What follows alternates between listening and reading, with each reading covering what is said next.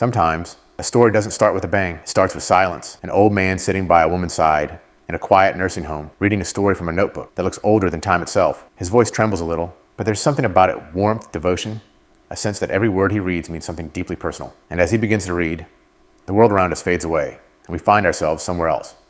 Somewhere in the summer of 1940, in a small town in South Carolina. A town filled with music, laughter, and the kind of golden light that only belongs to memories. Here, a young man named Noah Calhoun works at a lumber yard. He's simple, quiet, strong, a man of few words, but deep thoughts. One night, at a carnival, he sees her. Allie Hamilton. She's unlike anyone he's ever met, bright, fearless, full of energy, with eyes that make him forget how to breathe. In that single glance, Noah knows he has to meet her. But Allie, she's not impressed. When he asks her out, she laughs it off. He's just some boy in suspenders, a nobody from the wrong side of town. So Noah does something crazy. He climbs onto a moving Ferris wheel and dangles himself between the cars until she agrees to one date. It's bold. It's dangerous. It's completely ridiculous. But it works. And that's how it starts. Not with fate, not with magic, but with a moment of madness that turns into something unforgettable. Their summer together becomes something out of a dream. They walk by the river, dance in the streets under the glow of streetlights, and share quiet moments that feel like forever. Noah shows her his favorite places, an old house by the water, half broken, but full of promise. He tells her, "One day I'm going to buy this house, fix it up, paint it white, and make it ours." And Allie laughs, but you can see in her smile a small part of her believes him. That's what makes their love so real. It's not about grand gestures or perfect timing. It's about two people from different worlds finding something rare, something true in each other. But the world doesn't make it easy for them. Allie comes from money, a wealthy family that spends summers in Seabrook and winters in the city. Noah is poor. To her parents, he's just a distraction, a summer fling that needs to end. Her mother calls him trash, and her father forbids her from seeing him. But love like theirs doesn't stop that easily. They meet in secret, clinging to the days they have left before the summer ends. Still, reality catches up. Arguments grow louder, their differences heavier. And one night, after a fight that leaves them both in tears, Allie's parents pack up and take her away. Noah runs after her car, shouting her name, but she's gone. That's the night everything changes. The night love meets distance. Heartbroken, Noah tries to reach her. He writes one letter every single day for a year. 365 letters, filled with hope, pain, and longing. But she never replies. Not because she doesn't want to, but because she never receives them. Her mother hides them all, believing she's protecting her daughter's future. And when the last letter goes unanswered, Noah gives up writing. But not loving. He works. He builds. He survives. But something inside him, the part that laughed and dreamed with her, stays frozen in that summer. Allie, meanwhile, moves on. She goes to college, tries to forget, tries to convince herself it was just young love. But every time she looks at the stars or hears a certain song, she remembers. Because some people leave marks you can't erase. Not with time, not with distance, not even with someone new. And while the world changes, while wars begin and end, while people grow up and move on, Noah still keeps his promise. He finds that old house by the river and begins to rebuild it. Not for money, not for glory, but for her. Every board he hammers, every wall he paints white, is a silent message. I still love you. That's where we'll pause for now. Because this is where the story begins to turn, where the years of waiting finally collide with fate again. But before that moment, before the photograph, the rain, and the kiss, there was this. A boy and a girl, a promise by the river, and a love that refused to fade away. Years pass. The letters stop. The voices fade. But sometimes, love has its own timing. Noah is no longer the boy from the carnival.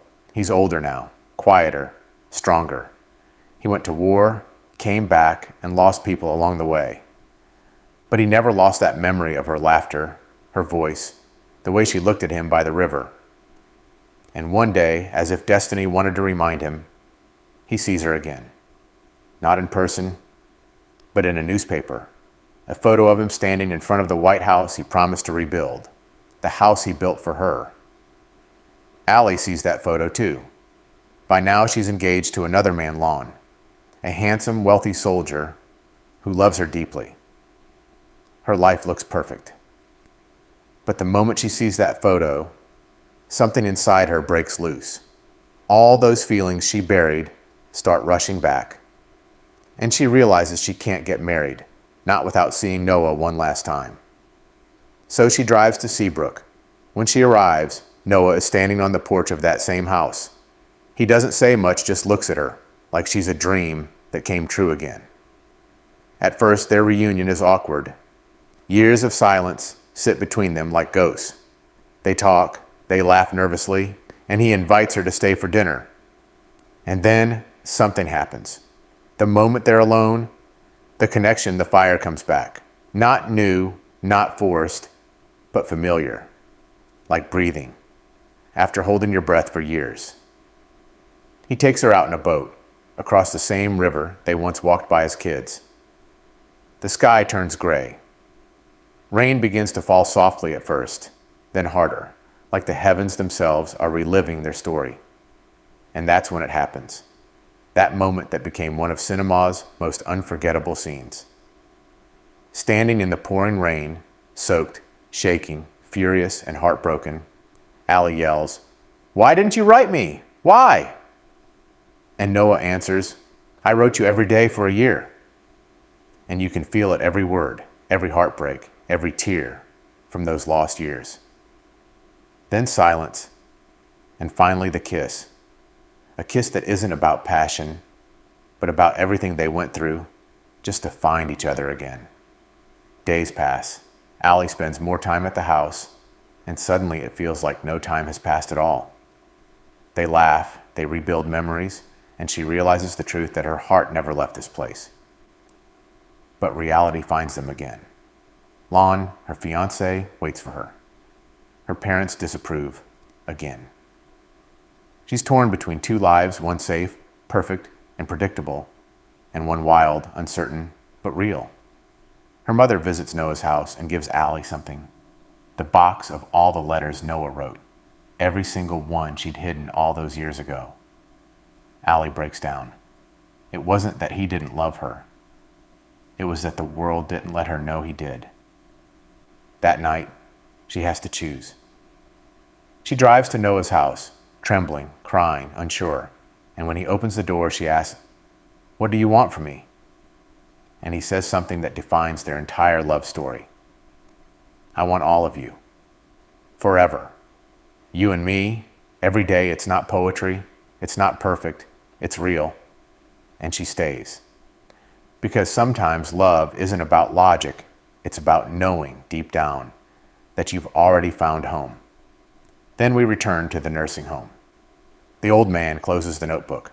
The old woman is crying. Because now she remembers. She remembers him. The man who read to her every day is Noah. And she is Allie. For a brief moment, her memory returns. They dance, they laugh, and it feels like that summer all over again. But then, as the night falls, the illness takes her memory away again. She forgets who he is. He cries quietly, broken, but comes back the next day, and the next, and the next. Because love is not about being remembered. It's about remembering for the both of you. And in the film's final heartbreaking scene, a nurse finds them lying together in bed, hand in hand, still, peaceful, gone together. Because Noah kept his final promise, that wherever she went, he would follow. In the end, The Notebook isn't just a love story. It's a story about memory, devotion, and time, about how real love doesn't end when life does. It changes form, but it never disappears. Some people call it cheesy. Some call it unrealistic.